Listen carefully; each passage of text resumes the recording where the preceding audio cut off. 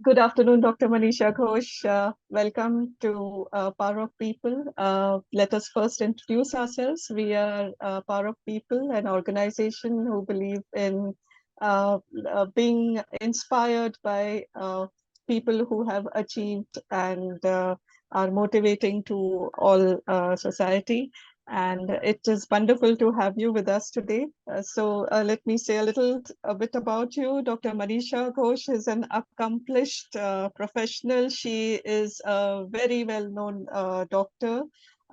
She's an anesthesiologist, and she's been practicing for more than 20 years, 25 years Yeah, in this field. And at the moment, she is the president of ISA Thane, and we are so glad that you're here. Uh, Dr. Manisha, can you please tell us a little bit about your journey? How did you begin? thank you, Dr. Richa Bansod and Power of People for inviting me for this little interview. And I hope I justify my presence over here. So, my journey has been a journey which is very similar to any middle class family which grew up in the 70s. My family believed in education, and for us, it was the only way forward to make a good life for ourselves.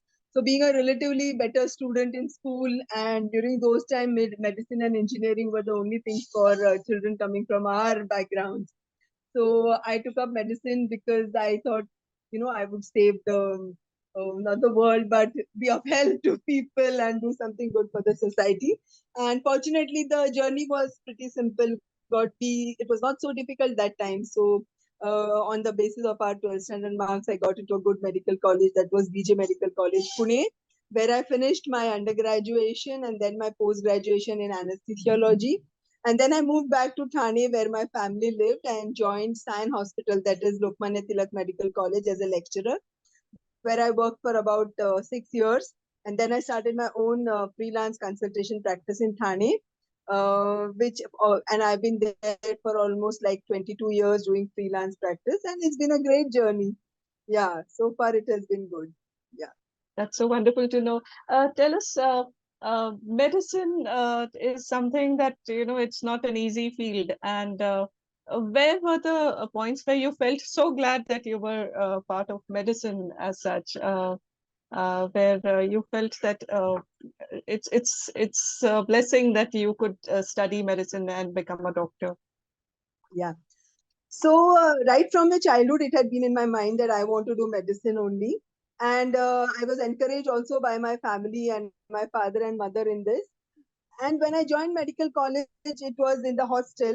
So we were all a bunch of people who had come from different parts of Maharashtra that time, and all who were looking to do something, work hard, stop being homesick.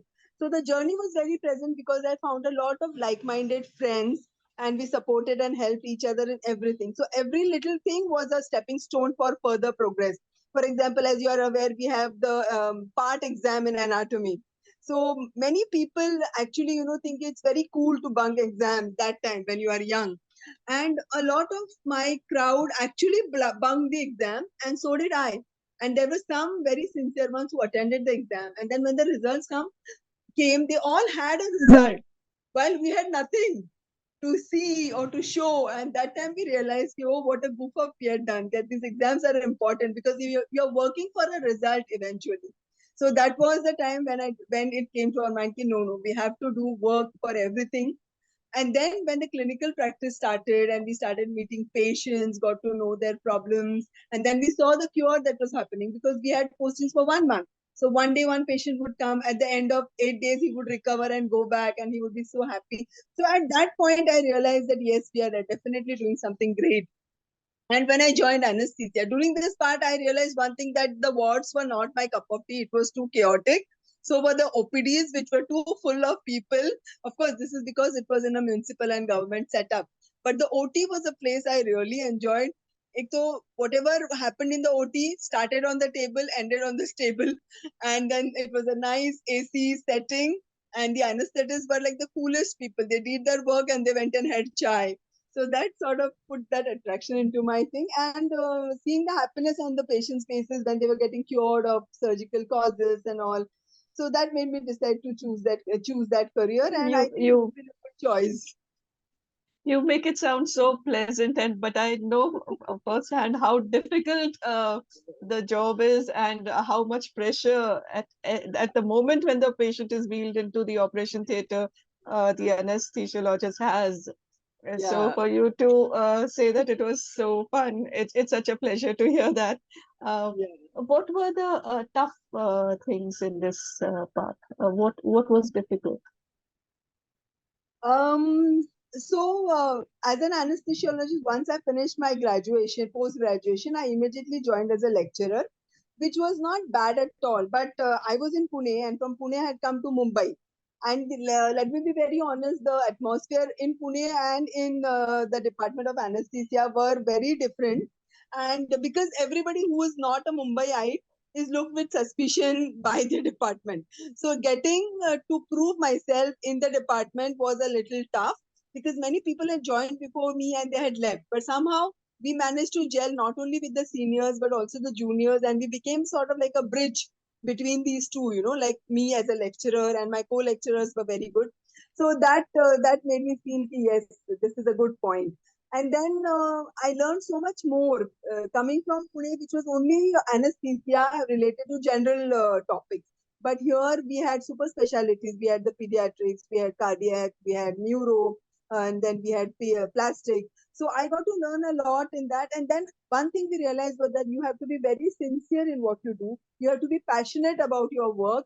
And then that makes things much more simple.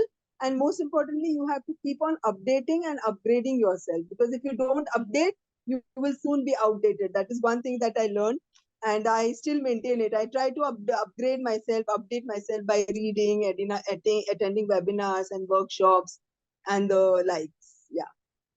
And you're so much an integral part of doing that, and because as we know, you have been a part and parcel of the association, and you have taken active part in all these all the seminars, the conventions, webinars, what have you. I mean, you have been in the forefront of organizing it, not only being a part of it. So tell me about the part that you do with CPR, where you provide training to a lot of people free of cost when you're teaching them the CPR, meaning cardiopulmonary resuscitation, that you go about. Uh, how do you go about that, and what do you do in that? Would like to Yeah. know. Yeah. So for a long time, I was just an anesthesiologist running about from one hospital to another doing my work. But then our city became a branch of the Indian Society of Anesthesiologists. This happened in 2017. And somehow I got involved in the managing committee right from the beginning. And by the time the children had, sort of independent and they didn't need me around all the time, so I could devote a lot of time to the organization.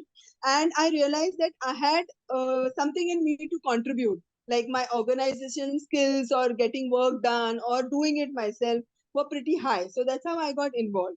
At the same time, the Indian Society of Anesthesiologists launched the COLS program, which is basically compression only life support.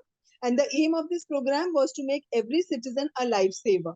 So the idea was to bring this program to every nook and corner of the country, to every single lay person. And I was given the responsibility of doing that for Thana city. So when we started organizing that, we realized the scope of this program and then such a great outreach it had. Besides doing this, it was also a medium to bring the anesthesiologists who are always behind the curtain in the forefront. So people started getting to know us as professionals. They realized that these are also like MD anesthetists. They are not, many people think they are just the technical people.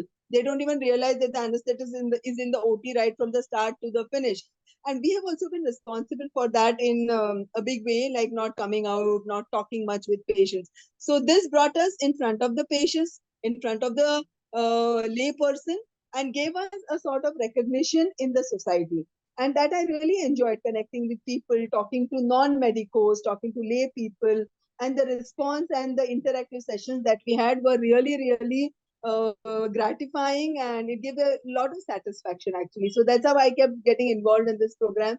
And we keep on conducting these programs on almost a weekly basis, even today. So how many such trainings have you had so far?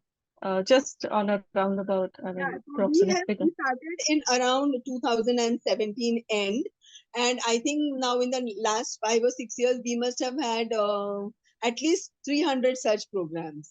Yeah, That is yeah, so yeah. wonderful.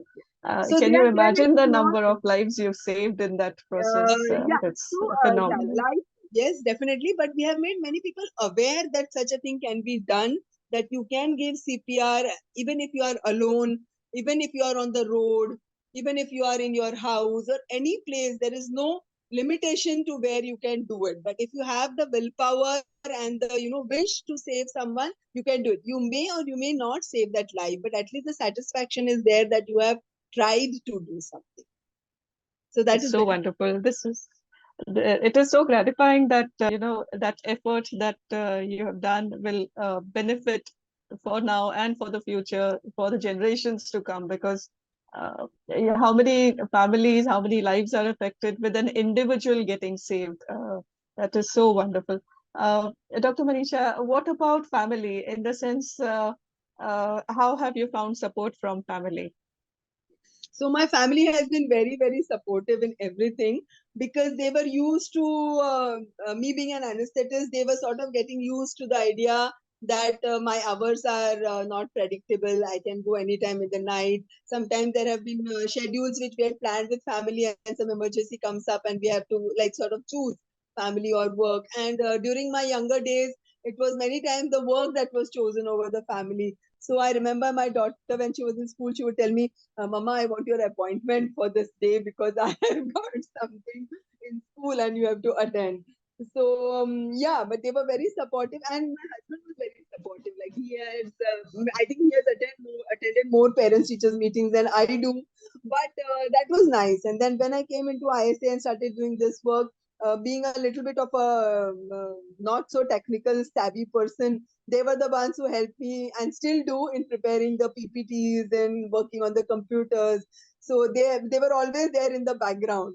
So the family support has been tremendous. I think I could do whatever I could only because of their support. Yeah. That is so wonderful. And to conclude our interview, I'd like to ask you, what do you believe motivates people? What is the goodness that you find in people? And then, what do you believe is the power of people? So I believe that every person has got something or the other in him that just needs to come out. Some people are naturally shy, or some people are in awe of others and they feel they will not be able to do so much. But we need to recognize that every person has got a potential, and we just need to ignite that spark by encouraging them, motivating them, and bringing them into the mainstream. And they should not remain on the peripherals. Like I have a team, suppose of 15 people, of which I know two or three are very outgoing, but I know that there are two or three who have the potential. So we entrust them with that work, and then we see wonderful results. So wonderful. So wonderful to speak to you. Thank you so much, Dr. Manisha Ghosh, for talking to us. And we wish you all the best. Thank you so much. Thank you, Dr. Richa, and thank you once again, Power of People. It was a pleasure being with you all.